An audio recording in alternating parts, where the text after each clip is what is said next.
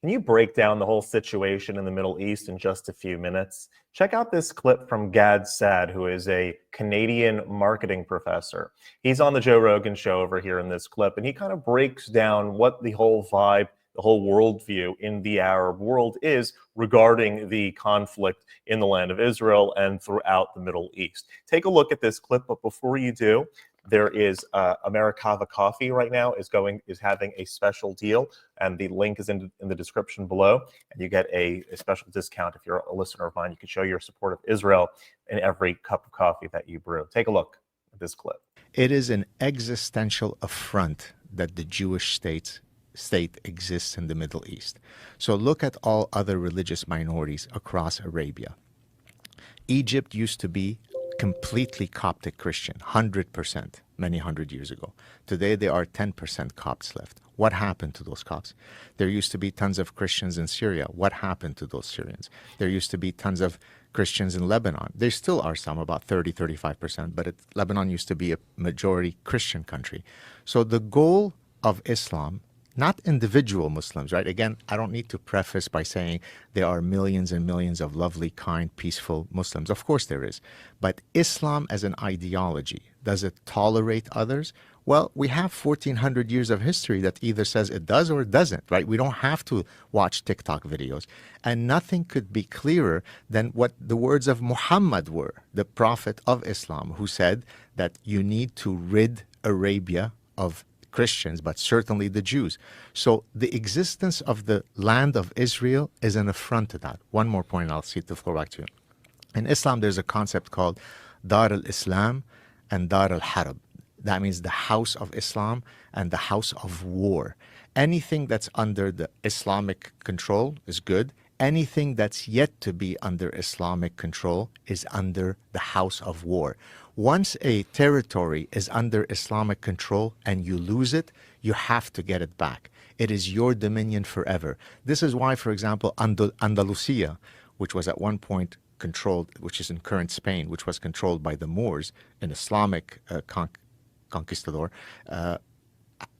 a lot of jihadists will say, inshallah, we have to reconquer Andalusia. It is our land, because once it's under... So Israel existentially cannot exist. So why am I saying all this?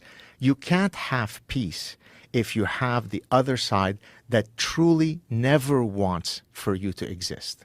That's the bottom line. If you can change people's heart where they say, look, I get a piece of land, you get another piece, let's build an incredible, vibrant co-society together, you'd have peace. But if you're taught from straight out of the womb that the Jews is the reason for every calamity in the world, you're not going to have peace. But don't you think that there are Jews and there are Israelis that treat Palestinians as if they're less? There is that in Texas in terms of treating people who are Hispanic.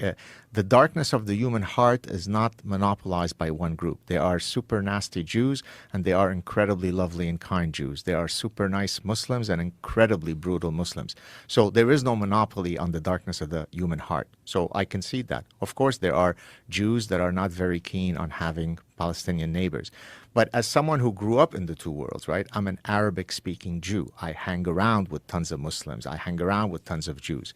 Have I ever heard somebody in my Jewish family say, oh, God, I can't wait for us to eradicate the 1.52 billion Muslims in the world? I've never heard that.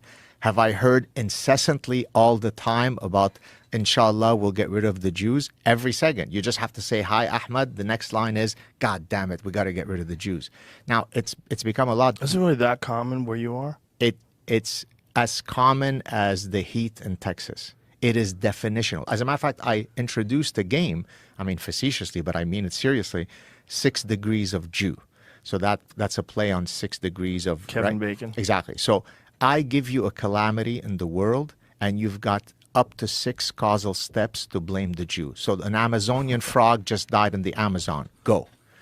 And so I will post these on Twitter, and people give answers. Right. Now, oftentimes they're just playing along, but that's the mindset. You got diabetes?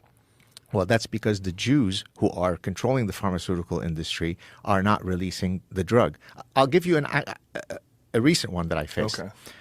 So I put up a police lineup of some guys that had been caught in Huddersfield, which is a town in England, who had been grooming and raping young British white girls. And you may or may not know this, I'm not sure if we've discussed it in the past, in Britain, over the past 25 years, there's been an unbelievable industrial scale level grooming and raping of young white girls by Asian men. That's a euphemism for men of a certain religious heritage, but you say they're Asian. So their names are, let me summarize them for you. Muhammad, Ahmad, Muhammad, Ahmad, Muhammad, Muhammad, Muhammad, Ahmad, Ahmad, Muhammad, Ahmad, Ahmad, Muhammad, Ahmad, Muhammad. Okay? So I put those up and I sarcastically said, I don't have a big enough brain to do the big data analytics to understand what is the commonality across all those gentlemen. Could anybody help me? Do you know how many people wrote to me and blamed it on the Jews? Not facetiously. So now I'm going to ask you, Joe. How? I was just going to ask you that. How is it when 3 Muhammads rape your 12-year-old British girl, you blame it on Mordechai? 3 Muhammads lead to Mordechai. Tell me how. You tell me. I don't know. How do they do it? Who let them in?